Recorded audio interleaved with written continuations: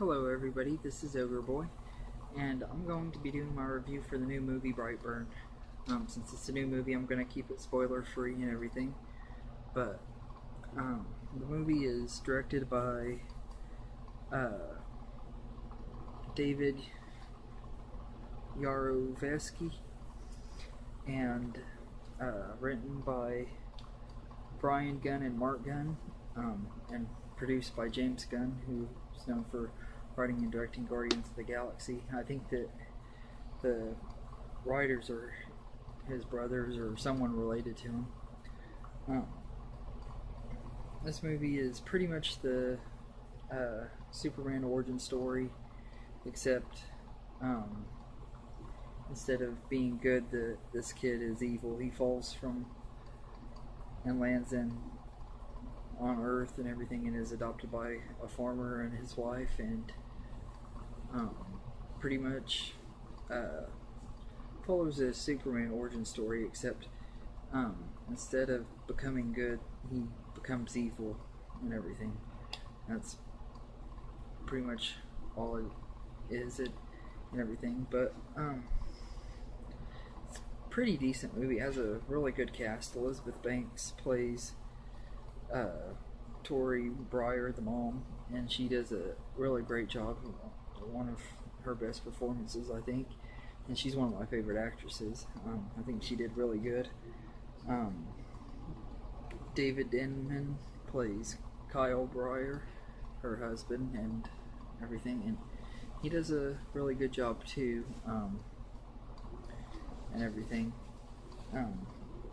Jackson A. Dunn plays Brandon Breyer, who is pretty much the Clark Kent of the story and everything. He does a really good job. He does a good job being creepy and everything, and playing the character really well. And then his uncle is played by Matt Jones, who is known for the TV show Mom.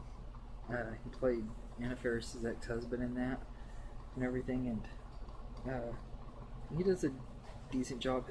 His character's name is Noah McNichols, and he does a good job and everything. And Meredith Hagner plays his wife, Mary Lee McNichols, and everything, and she's really good too.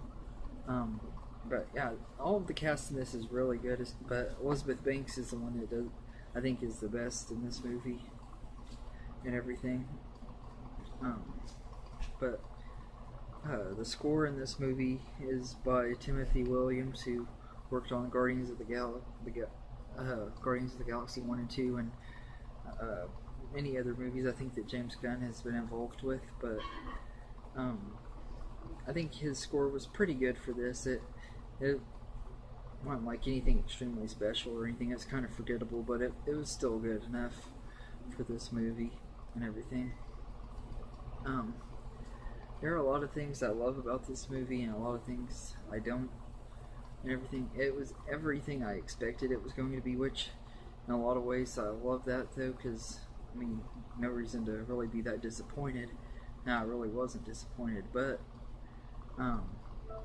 then again, it didn't really leave any surprises. I kind of figured out everything that was going to happen before it ended and everything, but there are some really good kills in this. When we don't really get the good horror kills nowadays in movies very often, so I did like that. There's some pretty gory scenes in there, and I was really glad about that and everything. But I do think this was a pretty good movie, though, for the most part. There are a few things I don't like there's not like a whole bunch of story about about Brandon as a kid and everything. They kind of fast forward through that, and I kind of would have liked to see like how he acted when he was little and everything. And they don't really go too much into his backstory of where he's from or anything. I kind of would have liked to see that, but I also understand they were just trying to do a what if man was evil when he came to Earth story, and it worked out. And everything. I did enjoy this movie. I think it was a lot of fun, and it's definitely going to be a good one to rewatch every once in a while. It's just not one of my. I wouldn't say it's my favorite of the year or anything like that, but I do think it's a good movie, and I was entertained the entire time and everything. It went by really fast. It's only like an hour and a half, and it seemed like it was a lot shorter than that and everything. I do wish we would have gotten a little bit more history on some of the characters, but besides that, don't have really many negatives about it. And I found the movie to be pretty enjoyable,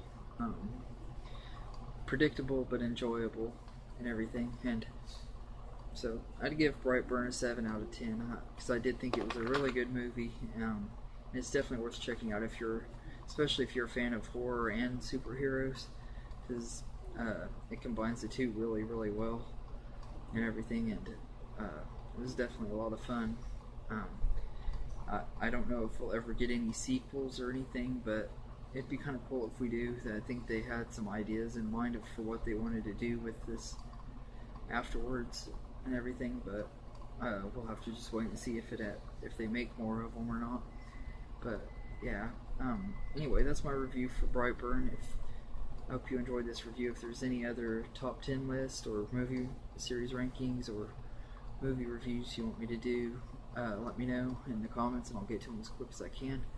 You can follow me on Facebook at OgreBoy1992, and thank you, and have a good day, everybody.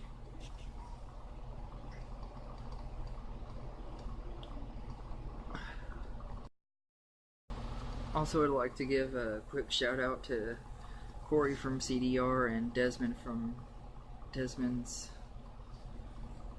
Flicks and Reviews. I hope I said your channel name right, Desmond. But I wanted to give a shout out to y'all. Thank you for recommending this movie and everything, because that's one of the big reasons why I went to see it, is because of y'all's recommendation. And I really enjoyed this movie. I thought it was a lot of fun and everything. So thank y'all for recommending this, and have a good day, everybody.